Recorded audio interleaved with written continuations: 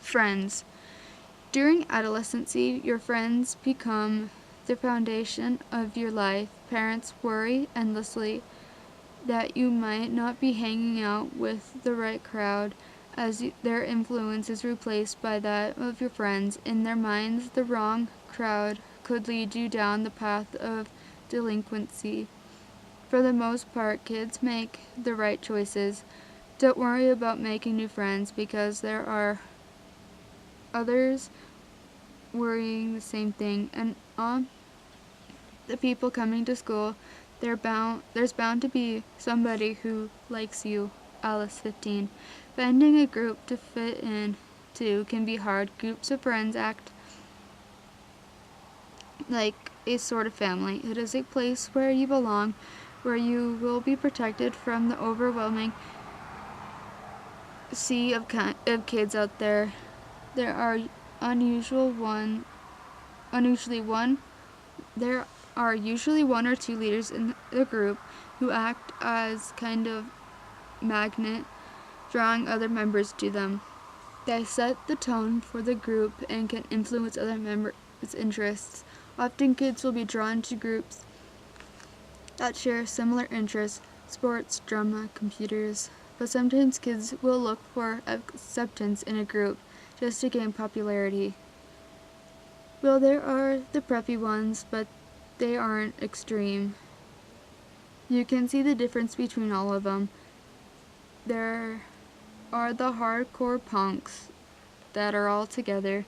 Then there are the people that aren't really punks and aren't really preppy. They are just in the middle. So there's that little group which usually chains off into other little groups. Then there's the extreme preps. Alice 15. Friendships and popularity can be based on good looks and good things. In some groups, you're desirable if you have the right cell phone, clothes, or shoes, and others, your taste in music or your computer style may secure your position. Kids can be socially tormented and isolated for not having what it takes to fit in, even though this kind of selection may begin in kindergarten. It seems to hit its peak in adolescency. So just when you're feeling you're most vulnerable, the playing field gets bigger and the roles begin to change. Bullying is an issue that everyone knows about, but not everyone experiences. Being bullied means more than being pushed around. It can mean being called names, leaving someone out of a group, exclusion, harassment, racism, and threatening.